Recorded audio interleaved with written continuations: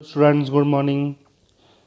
ਤਾਂ ਜਿਵੇਂ ਕਿ ਤੁਹਾਨੂੰ ਪਤਾ ਹੈ ਕਿ ਆਪਾਂ ਚੈਪਟਰ ਕਰ ਰਹੇ ਹਾਂ ਐਮਰਜਿੰਗ ਮੋਡ ਆਫ ਬਿਜ਼ਨਸ, ਅਤੇ ਆਪਣਾ ਟੋਪਿਕ ਲਾਸਟ ਟੋਪਿਕ ਬਚਿਆ ਇਸ ਚੈਪਟਰ ਦਾ, ਜਿਸ ਦਾ ਨਾਮ ਹੈ KPO ਨੌਲੇਜ ਪ੍ਰੋਸੈਸ ਆਊਟਸੋਰਸਿੰਗ। ਅਤੇ ਇਸ ਤੋਂ ਪਹਿਲਾਂ ਜਿਹੜਾ ਟੋਪਿਕ ਸੀਗਾ BPO, ਉਹ ਆਪਣਾ 2020-21 ਦੇ ਸਿਲੇਬਸ ਦੇ ਵਿੱਚ CBSE ਨੇ ਕੱਟ ਦਿੱਤਾ ਹੈ, ਠੀਕ ਹੈ, ਅਤੇ ਉਹ ਨਹੀਂ ਪੜ੍ਹਨਾ ਤੁਸੀਂ, ਅਤੇ ਇਹ ਵਾਲਾ ਟੋਪਿਕ ਪੜ੍ਹਨਾ ਹੈ KPO।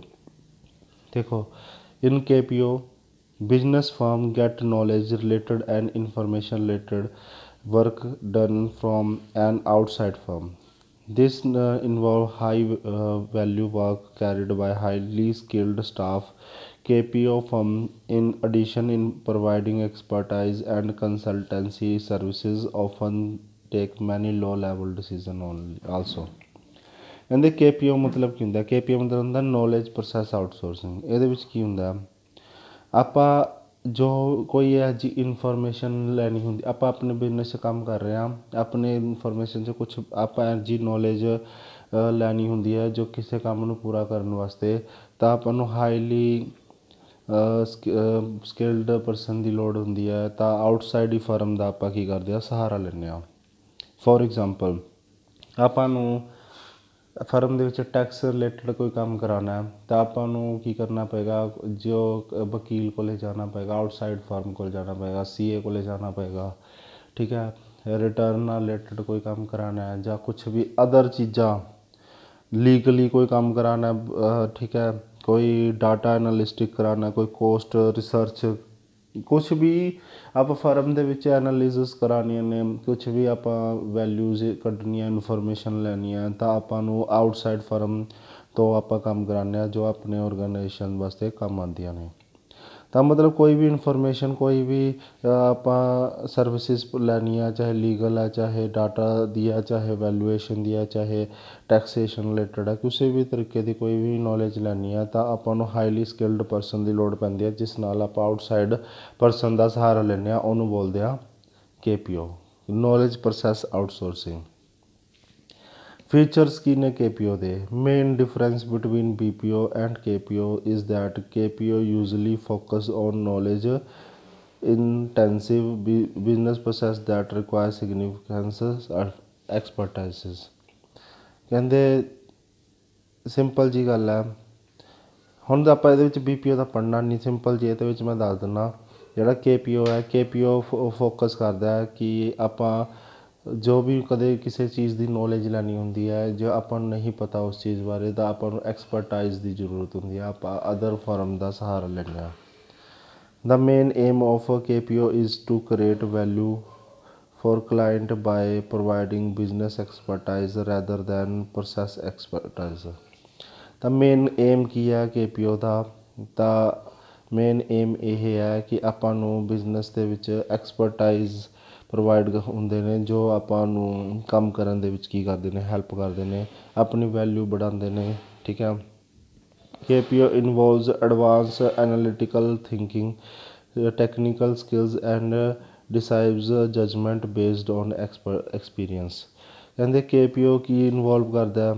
ਇਹਦੇ ਵਿੱਚ ਬਹੁਤ ਜ਼ਿਆਦਾ ਐਡਵਾਂਸ ਐਨਾਲਿਟੀਕਲ ਥਿੰਕਿੰਗ ਹੁੰਦੀ ਹੈ, ਟੈਕਨੀਕਲ ਸਕਿੱਲਸ ਹੁੰਦੀ ਹੈ, ਜਜਮੈਂਟ ਹੁੰਦੀ ਹੈ, ਇਹ ਐਕਸਪੀਰੀਅੰਸ। ਕਹਿੰਦੇ ਸਿੰਪਲ ਜਿਹਾ ਜਿਹੜੇ KPO ਹੁੰਦੇ ਨੇ, KPO ਦੇ ਵਿੱਚ ਜਿਹੜੇ ਬੰਦੇ ਦੀ ਫਰਮ ਤੋਂ ਆਪਾਂ ਸਹਾਰਾ ਲੈਂਦੇ ਹਾਂ, ਜਾਂ ਉਹਨਾਂ ਤੋਂ ਹੈਲਪ ਲੈਂਦੇ ਹਾਂ, ਜਾਂ ਉਹਨਾਂ ਤੋਂ ਕੰਮ ਕਰਾਉਂਦੇ ਹਾਂ, ਉਹ ਬਹੁਤ ਜ਼ਿਆਦਾ ਐਨਾਲਿਟੀਕਲ ਥਿੰਕਿੰਗ, ਨੌਲੇਜ ਅਤੇ ਟੈਕਨੀਕਲ ਸਕਿੱਲਸ ਰੱਖਦੇ ਨੇ, ਜੋ ਹਰ ਕਿਸੇ ਬੰਦੇ ਨੂੰ ਨੌਲੇਜ ਨਹੀਂ ਹੁੰਦੀ ਇਸ ਚੀਜ਼ ਦੀ। KPO increase efficiency end result ਇਨ ਕੋਸਟ ਸੇਵਿੰਗ। ਕਹਿੰਦੇ KPO ਕੀ ਕਰਦੀ ਆ, ਆਪਣੇ ਫਰਮ ਦੀ ਐਫੀਸ਼ੀਐਂਸੀ ਨੂੰ ਐਫੀਸ਼ੀਐਂਸੀ ਨੂੰ ਇਨਕਰੀਜ਼ ਕਰਦੀ ਹੈ, ਅਤੇ ਆਪਣੀ ਕੋਸਟ ਨੂੰ ਸੇਵ ਕਰਨ 'ਚ ਵੀ ਹੈਲਪ ਕਰਦੀ ਹੈ। ਆਪਾਂ ਇਸ ਤਰੀਕੇ ਦੀ ਵੀ ਨੌਲੇਜ ਲੈ ਸਕਦੇ ਹਾਂ ਕਿ ਆਪਣੇ ਬਿਜ਼ਨਸ 'ਚ ਮੰਨ ਲਓ ਕਿਸੇ ਪ੍ਰੋਡਕਟ ਦੀ ਕੋਸਟ ਕੀ ਨਿਕਲ ਰਹੀ ਹੈ, ਆਪਾਂ ਐਨਾਲਾਈਸਿਸ ਕਰਾ ਸਕਦੇ ਹਾਂ ਕਿ ਆਪਾਂ ਨੂੰ ਘੱਟ ਤੋਂ ਘੱਟ ਕੋਸਟ ਆਵੇ, ਤਾਂ ਕਿਸ ਤਰੀਕੇ ਨਾਲ ਆਪਾਂ ਨੂੰ ਕਰਨਾ ਚਾਹੀਦਾ। ਐਕਸਪਰਟਾਈਜ਼ ਦਾ ਆਪਾਂ ਹੈਲਪ ਲੈ ਸਕਦੇ ਹਾਂ, ਉਹਨਾਂ ਤੋਂ ਸਲਾਹ ਲੈ ਸਕਦੇ ਹਾਂ, ਉਹਨਾਂ ਤੋਂ ਆਪਾਂ ਬਹੁਤ ਸਾਰੀ ਚੀਜ਼ਾਂ KPO ਦੇ ਥਰੂ ਕਰਾ ਸਕਦੇ ਹਾਂ, ਜਿਸ ਨਾਲ ਆਪਣੀ ਔਰਗਨਾਈਜੇਸ਼ਨ ਦੀ ਐਫੀਸ਼ੀਐਂਸੀ ਵੀ ਵੱਧਦੀ ਹੈ ਅਤੇ ਕੋਸਟ ਸੇਵਿੰਗ ਹੁੰਦੀ ਹੈ। ਇਹਦੇ ਵਿੱਚ ਕਿਹੜੀ ਕਿਹੜੀ ਸਰਵਿਸਿਜ਼ KPO 'ਚ ਇਨਕਲੂਡ ਹੁੰਦੀ ਹੈ, ਇਹ ਤੁਹਾਨੂੰ ਬੈਟਰ ਸਮਝ ਆਏਗਾ। ਇਹਦੇ 'ਚ ਅਗਰ ਆਪਾਂ ਰਿਸਰਚ ਸਰਵਿਸਿਜ਼ ਲੈਣੀਆਂ ਨੇ ਕਿ ਮਤਲਬ ਆਪਾਂ ਨੇ ਬਿਜ਼ਨਸ 'ਚ ਮਾਰਕੀਟਿੰਗ ਰਿਸਰਚ ਕਰਨੀ, ਆਪਣੇ ਪ੍ਰੋਡਕਟ ਨੂੰ ਕਿਵੇਂ ਵਧਾਇਆ ਜਾਵੇ, ਇਹਦੀ ਰਿਸਰਚ ਸਰਵਿਸਿਜ਼ ਲੈ ਸਕਦੇ ਆਪਾਂ। ਲੀਗਲ ਪ੍ਰੋਸੈਸ ਕਰਾ ਸਕਦੇ ਹਾਂ, ਪੇਟੈਂਟ ਸਰਵਿਸਿਜ਼ ਲੈ ਸਕਦੇ ਹਾਂ। ਮਤਲਬ ਆਪਾਂ ਨੇ ਕੋਈ ਇਨਵੈਂਸ਼ਨ ਕੀਤੀ ਹੈ ਤਾਂ ਆਪਾਂ ਪੇਟੈਂਟ ਕਰਵਾ ਸਕਦੇ ਹਾਂ ਕਿ ਜੇ ਤੁਹਾਨੂੰ ਪਤਾ ਪੇਟੈਂਟ ਕੀ ਹੁੰਦਾ। ਪੇਟੈਂਟ ਦਾ ਮਤਲਬ ਹੁੰਦਾ ਕੋਈ ਇਨਵੈਂਸ਼ਨ ਕੀਤੀ ਆਪਾਂ ਤਾਂ ਉਹਦਾ ਕੋਈ ਹੋਰ ਉਹਨੂੰ ਚੁਰਾ ਨਾ ਲਵੇ, ਆਪਾਂ ਪੇਟੈਂਟ ਕਰਾ ਸਕਦੇ ਹਾਂ। ਤਾਂ ਇਸ ਚੀਜ਼ ਦੇ ਰਿਲੇਟਡ ਵੀ ਆਪਾਂ ਪੇਟੈਂਟ ਸਰਵਿਸਿਜ਼ ਲੈ ਸਕਦੇ ਹਾਂ। ਡਾਟਾ ਐਨਾਲਾਈਸਿਸ ਕਰਾ ਸਕਦੇ ਹਾਂ ਕਿ ਆਪਾਂ ਡਾਟਾ ਨਿਕਾਲ ਸਕਦੇ ਹਾਂ ਕਿ ਆਪਣੇ ਔਰਗਨਾਈਜੇਸ਼ਨ 'ਚ ਕਿਸ ਤਰੀਕੇ ਦੇ ਕਿਵੇਂ ਡਾਟਾ ਕਲੈਕਟ ਕਰ ਸਕਦੇ ਹਾਂ, ਕਿ ਕੀ ਰਿਕਾਰਡ ਹੈ ਕੀ ਨਹੀਂ। ਉਸ ਐਨਾਲਾਈਸਿਸ ਦੇ ਅਕੋਰਡਿੰਗ ਆਪਣੇ ਔਰਗਨਾਈਜੇਸ਼ਨ ਨੂੰ ਆਪਾਂ ਵਧੀਆ ਤਰੀਕੇ ਨਾਲ ਚਲਾ ਸਕਦੇ ਹਾਂ। ਐਡੀਟੋਰੀਅਲ ਪ੍ਰੋਸੈਸ, ਵੈਲੂਏਸ਼ਨ ਨੇ ਸਾਰੀਆਂ ਚੀਜ਼ਾਂ ਕੀ ਆ KPO ਦੇ ਵਿੱਚ ਆ ਜਾਂਦੀਆਂ ਨੇ ਸਟੂਡੈਂਟਸ। ਤਾਂ ਸਟੂਡੈਂਟਸ ਕਲੀਅਰ ਹੋ ਗਿਆ। ਅਤੇ most common better KPO is process transparency. Many organisation can not find out which decision are taken by home and rely so much on information social process. ਠੀਕ ਹੈ, ਇਸ ਲਈ KPO ਬਹੁਤ ਹੀ ਆਪਣਾ ਹੈਲਪ ਕਰਦੀ ਹੈ। ਅੱਗੇ ਦੇਖੋ ਜੇਕਰ ਆਪਾਂ ਹੁਣ ਇਹਦੀ ਕੇਸ ਸਟੱਡੀ ਕਰੀਏ। ਕਹਿੰਦੇ ABC limited outsources several non core services like security services, sanitary services, courier services to an outside agency. ਠੀਕ ਹੈ, whereas XYZ is outsourcing specialized service like IT service, financial service, search and development service.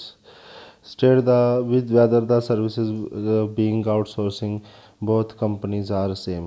No, the services outsourcing ABC Limited and are BPO, whereas outsourced by XYZ are KPO। ਹੁਣ ਤੁਹਾਨੂੰ ਇਹ ਦੱਸ ਦਿੰਦਾ ਪਰ ਕਿ ਤੁਸੀਂ BPO ਪੜ੍ਹਨਾ ਨਹੀਂ ਹੈਗਾ ਇਸ ਵਿੱਚ। ਸਿੰਪਲ ਆ ਜਿਹੜੀ ਸਿਕਿਉਰਿਟੀ ਸਰਵਿਸ ਐਂਡ ਇਹ ਸਾਰੀ ਕੋਰੀਅਰ ਸਰਵਿਸਿਜ਼ ਇਹ BPO ਦੇ ਅੰਡਰ ਆਉਂਦੀਆਂ ਨੇ। ਅਤੇ XYZ ਜਿਹੜੇ like service, financial services, search and development services ਇਹ ਸਾਰੀ ਕਿਹਦੇ ਵਿੱਚ ਆਉਂਦੀਆਂ ਨੇ KPO 'ਚ ਆਉਂਦੀ ਹੈ। ਜਿਹੜੀ ਆਪਾਂ ਸਿਰਫ ਨੌਲੇਜ ਲੈਣੀ ਹੋਵੇ, ਨੌਲੇਜ ਬੇਸਡ ਇਨਫੋਰਮੇਸ਼ਨ ਲੈਣੀ ਹੁੰਦੀ ਹੈ ਜਿਵੇਂ ਇਸ legal taxation related, data valuation knowledge based ਹੁੰਦੀ ਹੈ। ਜਿਵੇਂ IT service knowledge base, financial knowledge base, research knowledge base ਹੁੰਦੀ ਹੈ। ਅਤੇ ਜਿਹੜੇ ਸਿਕਿਉਰਿਟੀ ਸਰਵਿਸਿਜ਼ ਇਹ ਨੌਲੇਜ ਬੇਸ ਨਹੀਂ ਹੁੰਦੀ। ਇਹ ਆਪਾਂ ਕੋਈ ਕੰਮ ਕਰਾਉਂਦੇ ਹਾਂ ਕਿਸੇ ਬੰਦੇ ਤੋਂ, ਐਡਵਰਟਾਈਜ਼ਮੈਂਟ ਕਰਾਉਣਾ, ਕੋਈ ਕੋਰੀਅਰ ਦਾ ਕੰਮ ਕਰਾਉਣਾ, ਇਸ ਆਊਟਸਾਈਡ ਬੰਦੇ ਦਾ ਕੋਈ ਕੰਮ ਕਰਾ ਰਹੇ ਹਾਂ, ਕਿਸੇ ਨੌਲੇਜ ਨਹੀਂ ਲੈ ਰਹੇ, ਉਸ ਬੰਦੇ ਤੋਂ ਐਕਚੁਅਲੀ ਕੰਮ ਕਰਵਾ ਰਿਹਾ, ਇਹਦੇ ਵਿੱਚ ਵੀ ਕੰਮ ਕਰਾ ਰਿਹਾ ਪਰ ਨੌਲੇਜ ਬੇਸ 'ਤੇ ਕਰਵਾ ਰਿਹਾ। ਤਾਂ ਇਹ 'ਚ ਦੱਸਿਆ ਗਿਆ ਕਿ ਇਹ ਜਿਹੜੀ ABC ਹੈ BPO ਹੈ, ਜੇ XYZ ਹੈ ਉਹ KPO ਹੈ। ਸਮਝ ਆਈ ਗੱਲ ਸਾਰਿਆਂ ਨੂੰ? ਸਾਰਿਆਂ ਨੂੰ ਕਲੀਅਰ ਕੱਟ ਸਮਝ ਆ ਗਿਆ ਹੋਣਾ। ਸਟੂਡੈਂਟਸ ਇੱਕ ਕੇਸ ਸਟੱਡੀ ਹੋਰ ਕਰਾ ਰਿਹਾ KPO ਰਿਲੇਟਡ। ਦੇਖੋ ABC Limited is specialized in consultancy services. The company makes software for a reputed bank of USA. It is also specialized in making accounts of the bank. To carry on work, ABC Limited hired professionals like engineers, CA, chartered accountant, who are very competent in providing such services. ਤਾਂ ਹੁਣ ਇਹ ਕਿਹੜਾ business ਨੂੰ carry out ਕਰ ਰਿਹਾ ABC? ਇਹ KPO ਨੂੰ ਕਰ ਰਿਹਾ ਕਿਉਂਕਿ ਉਹਨੇ ਹਾਇਰ ਕੀਤਾ ਇੰਜੀਨੀਅਰ, ਚਾਰਟਰਡ ਅਕਾਊਂਟੈਂਟ। ਇਹ ਚਾਰਟਰਡ ਅਕਾਊਂਟੈਂਟ ਜੋ ਇੰਜੀਨੀਅਰ ਹੁੰਦੇ ਨੇ ਜਿਹੜੇ ਇਹਨਾਂ ਨੂੰ ਹਾਈਲੀ ਸਕਿੱਲ ਟੈਕਨੀਕਲ ਸਕਿੱਲਸ ਹੁੰਦੀਆਂ ਨੇ ਜੋ ਕੰਪਨੀ ਨੂੰ ਹੈਲਪ ਕਰਦੀਆਂ ਨੇ ਉਹਨਾਂ ਦੇ ਕੰਮ ਨੂੰ ਹੋਰ ਵਧੀਆ ਬਣਾਉਣ ਵਾਸਤੇ। ਤਾਂ ਉਹਨਾਂ ਨੂੰ ਕੋਈ ਵੀ ਪ੍ਰੋਬਲਮ ਨਹੀਂ ਆਉਣ ਦਿੰਦੀਆਂ, ਜਿਵੇਂ ਲੀਗਲੀ ਹੋ ਗਿਆ, ਟੈਕਸੇਸ਼ਨ ਰਿਲੇਟਡ ਹੋ ਗਿਆ, ਅਤੇ ਸਰਵਿਸਿਜ਼ ਜਿਹੜੇ ਕਰਦੇ ਨੇ ਇਹ KPO ਦਾ ਪਾਰਟ ਆ ਜਾਂਦਾ ਹੈ। ਕਲੀਅਰ ਹੈ ਗੱਲ ਸਾਰੇ ਸਟੂਡੈਂਟਸ? ਆਈ ਹੋਪ ਸਾਰਿਆਂ ਨੂੰ ਸਮਝ ਆਇਆ ਹੋਊਗਾ। ਅਤੇ ਇਹ ਚੈਪਟਰ ਆਪਣਾ ਕੰਪਲੀਟ ਹੁੰਦਾ। ਜਿੰਨੇ ਵੀ ਪਿੱਛੇ ਕੁਐਸਚਨ ਹੁੰਦੇ ਨੇ 1 ਨੰਬਰ ਵਾਲੇ, 2 ਮਲਟੀ ਚੋਇਸ, ਸਾਰੇ ਪ੍ਰੈਕਟਿਸ ਕਰ ਲਿਆ ਕਰੋ। ਬਾਕੀ ਅਦਰ ਆਪਾਂ ਨੈੱਟ ਤੋਂ ਪ੍ਰੈਕਟਿਸ ਕਰ ਲਿਆ ਕਰੋ, ਵੱਧ ਤੋਂ ਵੱਧ ਪ੍ਰੈਕਟਿਸ ਕਰਿਆ ਕਰੋ ਕਿਉਂਕਿ ਪੇਪਰ ਦੇ ਵਿੱਚ ਇਸ ਤਰੀਕੇ ਦੀ ਹੀ ਕੇਸ ਸਟੱਡੀਆਂ ਆਉਂਦੀਆਂ ਹੁੰਦੀਆਂ ਨੇ। ਓਕੇ ਸਟੂਡੈਂਟਸ, ਇਹ ਚੈਪਟਰ ਆਪਣਾ ਕੰਪਲੀਟ ਹੁੰਦਾ। ਅਗਲੀ ਵੀਡੀਓ ਦੇ ਵਿੱਚ ਜਦੋਂ ਆਪਾਂ ਕਰਾਂਗੇ ਤਾਂ ਨੈਕਸਟ ਚੈਪਟਰ ਸਟਾਰਟ ਕਰਾਂਗੇ। ਆਪਣਾ ਖਿਆਲ ਰੱਖੋ, ਸੁਰੱਖਿਅਤ ਰਹੋ। ਜੈ ਹਿੰਦ।